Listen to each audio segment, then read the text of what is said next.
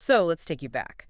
It's Valentine's Day 2026. We are in Ahmedabad at the Narendra Modi Stadium, match 24 T20 World Cup. Huge occasion. It's New Zealand versus South Africa. You've got two unbeaten heavyweights just staring each other down. The lights are on, crowd's going wild, and everyone, I mean everyone, is expecting a complete nail-biter. Yeah, had all the ingredients for a classic, didn't it?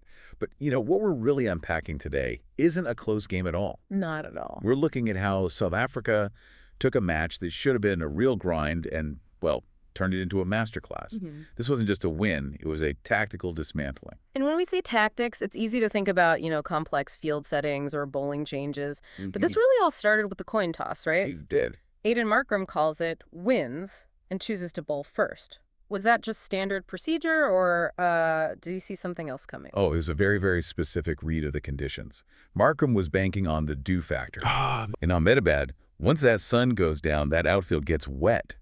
And for the bowlers, a wet ball is a nightmare. It just skids onto the bat beautifully for the chasing side. So New Zealand gets sent into bat, knowing the pitch is only going to get easier for the other guys. And their start was, well, it was a bit confusing, wasn't it? A little bit. It was a slow crawl, and then bang, Finn Allen just goes nuclear on Lungi and Gidi.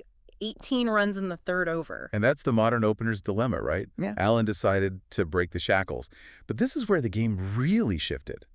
South Africa, they didn't panic. No? Instead of trying to swing a ball that wasn't swinging, the bowlers, Jansen and Gidi in particular, they just changed their lengths. They started banging it into the pitch, hard lengths. Forcing the Kiwis to hit across the line. Exactly, forcing them to drag shots from outside off stump. So that explains the cluster of wickets then. It wasn't just bad luck, it was a plan. New Zealand was being baited. They went from looking dangerous to, 58 for 3? Totally wobbling, all momentum gone. Now, to be fair, Mark Chapman and Daryl Mitchell, they did a decent job rebuilding. They steadied the ship. Yeah, they got them to a platform where maybe 180, 185 looked possible.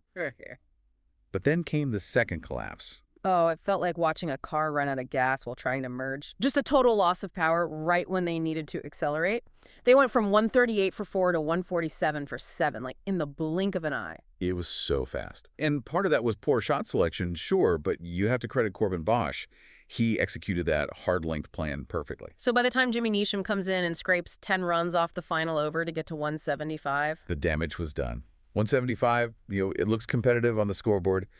But with that dew we talked about, it was probably 15, maybe 20 runs short. And South Africa proved that almost immediately. I was looking at the run rate chart for their chase, and it doesn't look like a curve. It's a vertical line. They hit the fastest team 50 in T20 World Cup history. 3 overs. Just 3. And this is where that whole dew narrative really pays off. The ball was just skidding off that wet surface. Negating the Pacers completely. Right. And Ryan Rickelton didn't just hit the ball. He launched it. That 103-meter six, that happens because you can trust the bounce implicitly. But look, you can't just blast your way through 20 overs, surely. New Zealand has world-class bowlers, Santner, Ferguson. When they tried to tighten the screws in the middle, why didn't South Africa wobble like New Zealand did? One man, Aiden Markram. Well, everyone talks about the power hitting. Markram's 86 was a lesson in risk management. The anchor. He was the absolute anchor. When Santner tried to slow things down, Markram didn't slog. He rotated the strike, manipulated the field, and kept the required rate so low without taking any silly risks. Which brings us to the finish. David Miller facing Lockie Ferguson. Ferguson is quick, he's tricky, but Miller made it look like backyard cricket. It was a great piece of anticipation. Ferguson tries a slower ball, taking the pace off to mess with the timing. But because Miller wasn't under any pressure. Thanks to Markram.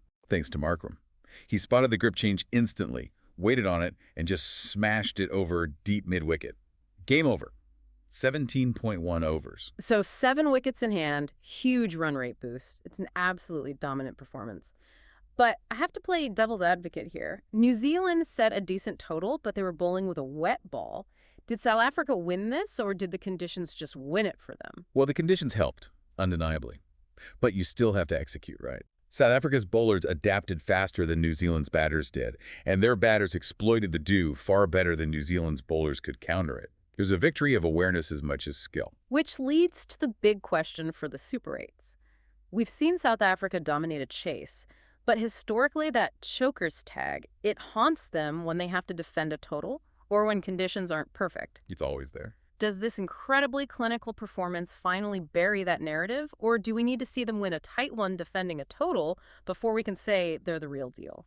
That is the million-dollar question we're all waiting to see answered. A massive statement from the Proteas, either way.